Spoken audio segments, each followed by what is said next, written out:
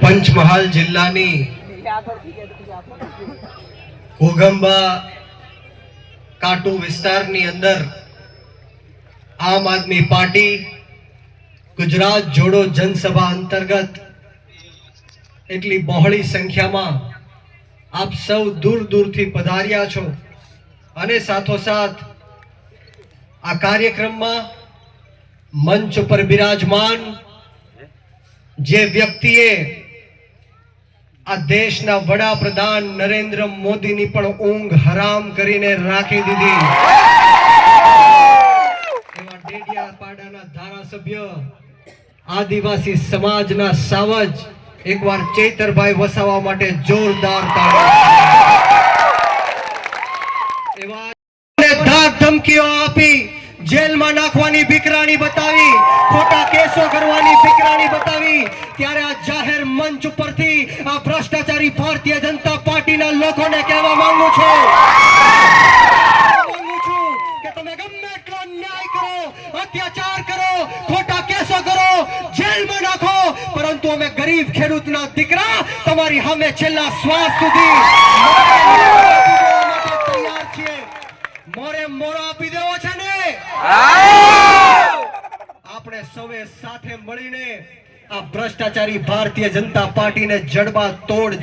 देश मेरे लिए राम है, मैं इस देश का हनुमान हूँ और ये देश मेरे लिए राम है। सीना चीर के दिखा दूंगा अंदर बैठा हिंदुस्तान है। आ भारत देश कोई भूमि नो टुकड़ो नहीं, आ भारत देश एक जीवतो जागतो राष्ट्र पुरुष है।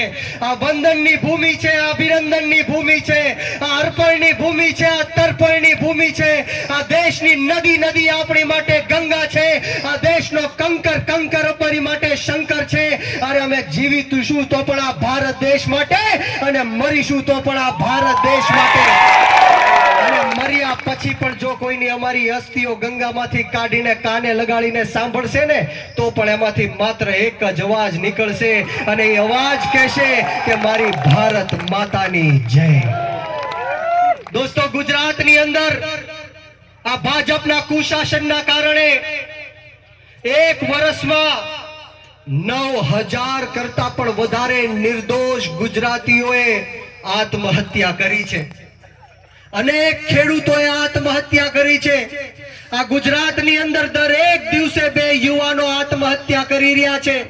आ गुजरातनी अंदर एक वर्षनी अंदर 2200 करता पण वधारे महिलाओं साथे जे नो करवानुं काम होय ए थयुं छे।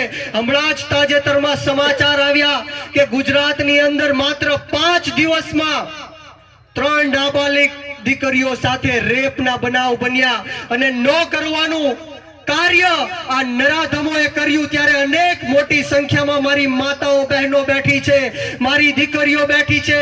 ત્યારે દીકરીઓને એમના ભાઈ તરીકે હું કહેવા માંગીશ, એમના વીરા તરીકે કહેવા માંગીશ કે દીકરીઓ બહેનો આવનારા દિવસોમાં તમારી સાથે તલવાર રાખજો ને કોઈ પણ નરાધમ તમારી સામે ખોટી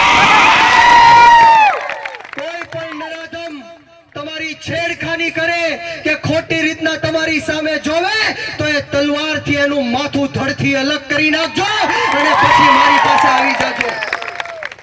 આ દેશની અંદર ન્યાય મેળવવા માટે અનેક સમય લાગે છે મિત્રો।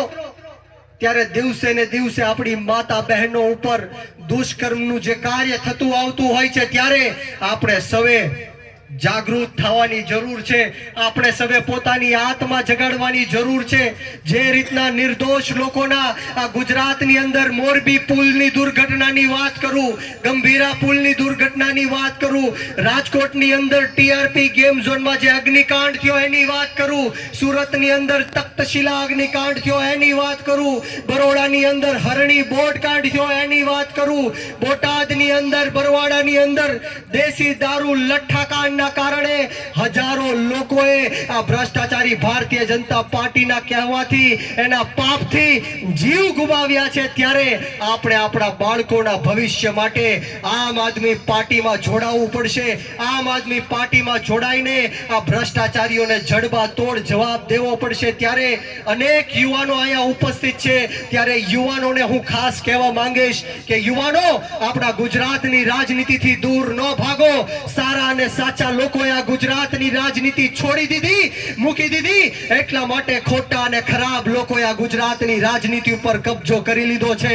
આ ગુજરાતની રાજનીતિમાં તમારી અને મારી જેવા યુવાનોએ આવવું પડશે, ખેડૂતોએ આવવું પડશે, મહિલાઓએ આવવું પડશે, અને એવા લોકોએ પણ આવવું પડશે જે નાના, દબાયેલા, કચડાયેલા, પછાત, ગરીબ, અશિક્ષિત અને વ્યસનોથી ઘેરાયેલા તમામ સમાજ, જ્ઞાતિ અને ધર્મના લોકોનો અવાજ રોડ રસ્તાથી લઈને વિધાનસભા સુધી અવાજ બુલંદ કરી શકે એવા લોકોએ આ ગુજરાતની રાજનીતિમાં આવવું પડશે.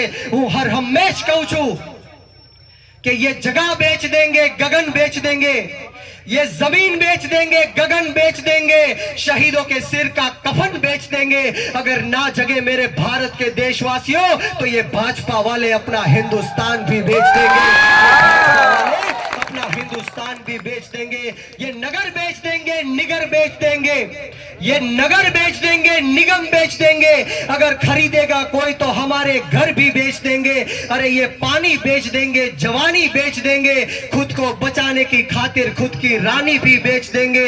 इन्हें ना पड़ी किसी संस्कृति की, इन्हें ना पड़ी किसी संस्कृति की, ये चंद पैसों के खातिर अपने माँ बाप की कहानी भी बेच देंगे. ये चंद पैसों के खातिर अपने माँ बाप की कहानी भी बेच देंगे. ये भ्रष्टाचारी भारतीय जनता पार्टी है 6.5 લાખ કરોડ રૂપિયાની સરકારી સંપત્તિ વેચવાનું પ્રાવધાન લઈને આવી છે. આપણા દેશનું એરપોર્ટ વેચી દેવામાં આવ્યું, રેલવે સ્ટેશન વેચી દેવામાં આવ્યું, પોર્ટ વેચી દેવામાં આવ્યા, રોડ રસ્તા વેચી દેવામાં આવ્યા, વીજળી વેચી દેવામાં આવી, પાણી વેચી દેવામાં આવ્યું, બેંકો વેચી દેવામાં આવી, LIC વેચી દેવામાં આવી, કોલ ઇન્ડિયા વેચી દેવામાં આવ્યું, BSNL વેચી દેવામાં આવ્યું. આખે આખું ભારત દેશ આ ભ્રષ્ટાચારી ભારતીય જનતા પાર્ટી વેચી નાખે છે.